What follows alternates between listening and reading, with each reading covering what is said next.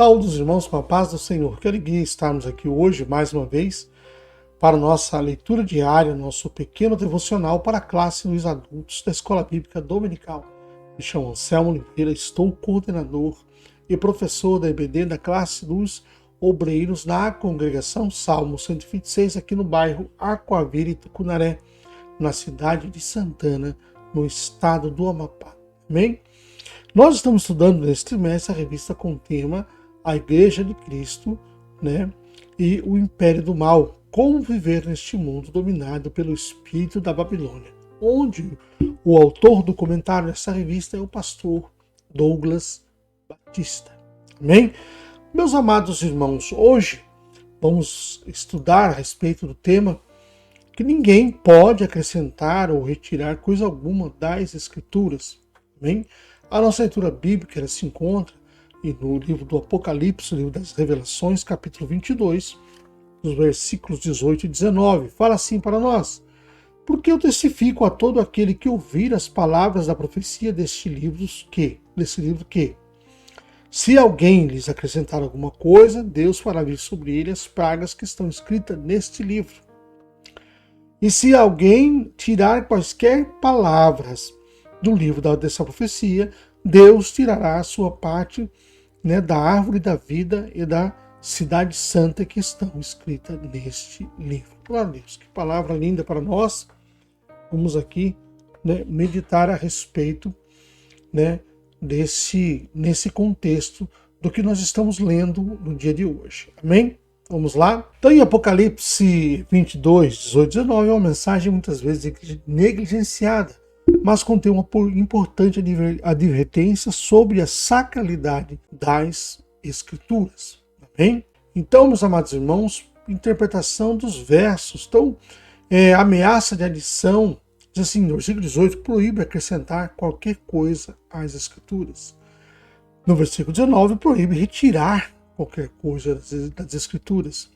Esses versículos são consistentes com ênfase bíblica na revelação completa e na fidelidade ao ensino sagrado. Mas, meus amados irmãos, vou abrir um pequeno parênteses aqui para nós podermos interpretar um pouco mais a respeito do que também nós vamos retirar dentro do contexto desse livro. Quando fala deste livro, muitas vezes, nós interpretamos como se fosse dentro do livro de Apocalipse, que é o livro das profecias. É um livro que vai trazer as profecias no que estão no porvir. Então, dentro do livro do Apocalipse, nós não devemos tirar nem acrescentar nada, e nós entendemos isso como estudantes da palavra do Senhor.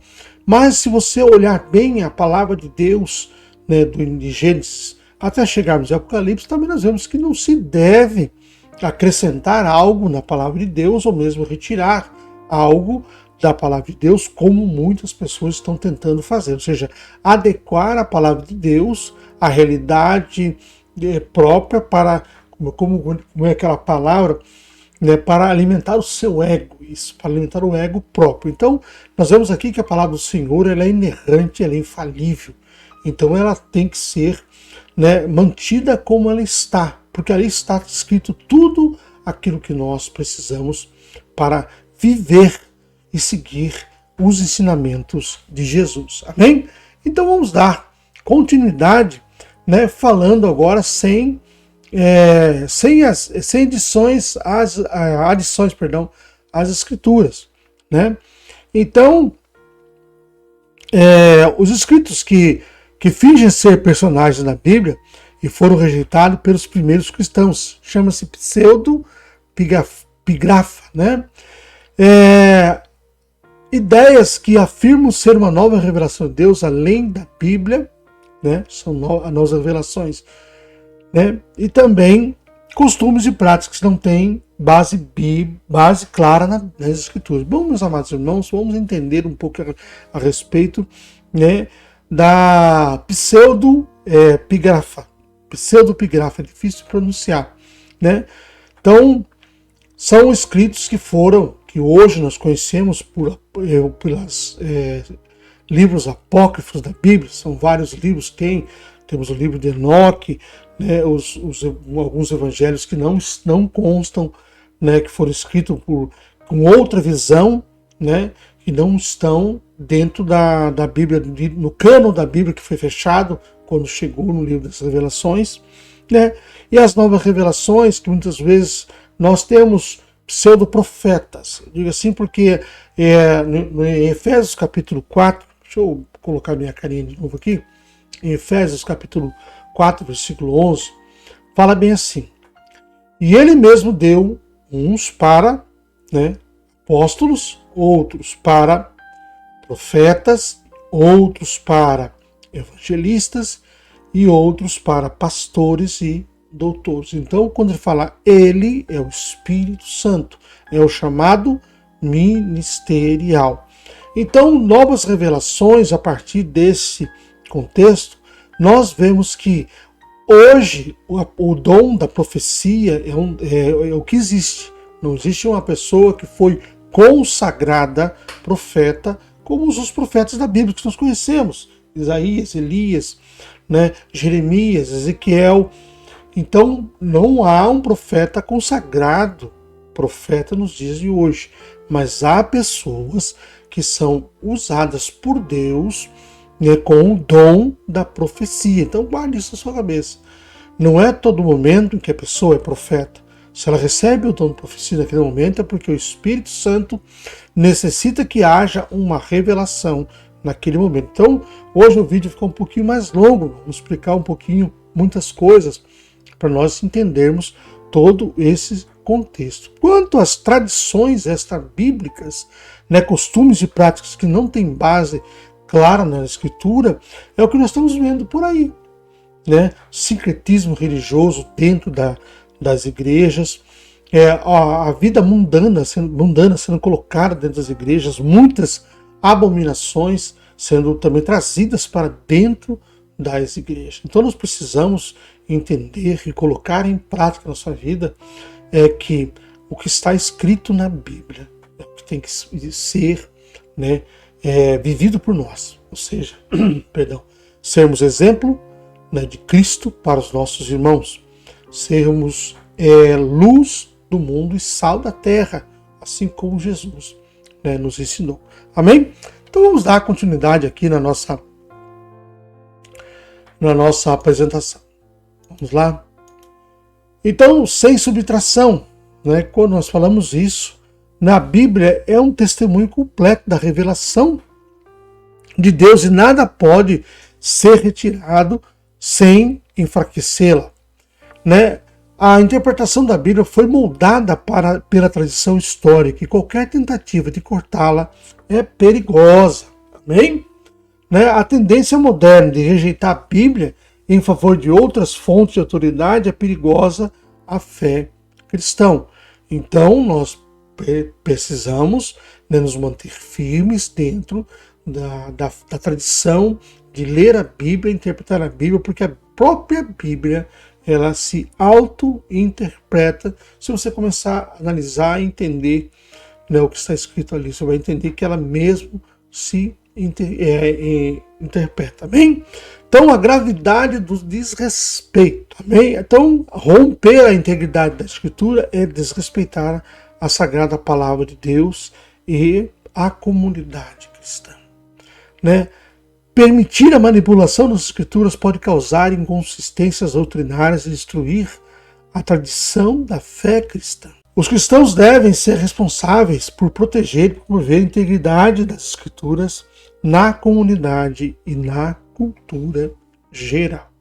Glória a Deus. Bem, meus amados irmãos, nós podemos entender o seguinte: a Bíblia é santa, ou seja, a Bíblia foi escrita para nós como se fosse um manual. Se nós tivéssemos apenas vitória do povo de Deus, dentro da Bíblia seria um livro de super-heróis. Mas na Bíblia ela mostra os erros do povo de Deus, ela mostra os acertos do povo de Deus. Então ela é santa na sua essência. E ela traz como centro do que está escrito, e a centralidade dela é Jesus Cristo. Muitos colocam que o homem é o centro. Não, é Jesus. Então Jesus ele é o centro da palavra do Senhor. Então muitos irmãos estão buscando, muitas pessoas querem manipular as Escrituras. E isso pode causar inconsistência. Porque manipulando as escrituras, querendo tirar, né, como estão querendo fazer a respeito das escrituras, que está escrito, no caso, nos livros, a respeito das guerras, as formas que Deus utilizava o seu povo para guerrear. Então eles querem tirar, dizendo que é muito violento. Então muitos querem tirar isso da Bíblia para colocar o quê? Vai colocar o quê? Ah, não, eles foram lá e conversaram e conquistaram a terra na conversa. Então, na verdade, não é isso que pode acontecer, né? Então, e nossa responsabilidade como cristãos é manter a palavra do Senhor firme. O Senhor e colocar em nosso coração. Na verdade, temos que colocar em nosso coração. Então, a palavra de Deus tem que estar dentro do nosso coração e do nosso testemunho. Não adianta nada, né, você, irmão, nós decorarmos toda a palavra de Deus e sairmos aí lançando versículos para lá e para cá, se eu não vivo o que está em 1 Coríntios 13, o amor. Se eu não pratico aquele amor que está ali, que Paulo escreveu, né, em 1 Coríntios 13, não adianta. Que adianta falar a língua dos homens, dos anjos, saber as escrituras se eu não tenho amor? De que vai valer? Né? Amém? Então vamos lá para as implicações, né, implicações teológicas referentes, né, a essa tentativa de reinterpretarem a Bíblia. Amém? Então os cristãos são chamados a ser fiéis e obedientes à palavra de Deus, não criando ou mudando o seu próprio crédito. Para interpretar adequadamente a Bíblia, os cristãos devem, considerar seu contexto histórico, cultural e literário. Então, como eu disse ainda há pouco, a Bíblia, se tivesse só vitória do povo de Deus, seria um livro de super-heróis. Então a gente vê o contexto da história do povo de Deus, né, para o contexto histórico, cultural e literário. Então, vamos aqui para a nossa conclusão e aplicação na vida cristã. Além de evitar adições e subtrações, os cristãos devem trabalhar para proteger e promover a integridade bíblica. Bem, os cristãos são chamados a ser fiéis e obedientes à palavra de Deus, não adicionando ou retirando e valorizando a tradição histórica da fé cristã. Bem, então, meus amados irmãos, se nós guarde esta palavra no seu coração. Bíblia é a palavra, não contém, ela é a palavra de Deus. A Bíblia é infalível, a Bíblia é inerrante. Foi escrita por 40 autores inspirados pelo Espírito Santo e você não consegue achar uma contradição nas histórias. Segundo um historiador aí, que era ateu, ele tentou pegar o livro de Atos dos Apóstolos, que foi escrito por Lucas, para contestar a existência de Deus. E ele se deparou com algo tremendamente maravilhoso. Todas as cidades que Lucas citou na Bíblia, na existência, existiram de fato. Que todos, o contexto que ele usou para colocar a história ali, para colocar os atos do Espírito Santo, foram atos e coisas que aconteceram verdadeiramente, porque Lucas teve a preocupação em pesquisar para poder escrever tudo aquilo que estava acontecendo ali nesse ato, né, nos Atos dos Apóstolos, que na verdade pode ser chamado também de Atos do Espírito Santo. Então guarde isso no teu coração. A nossa palavra de Deus é inerrante, ela é infalível. E que Deus abençoe você, sua casa e sua família, em nome de Jesus.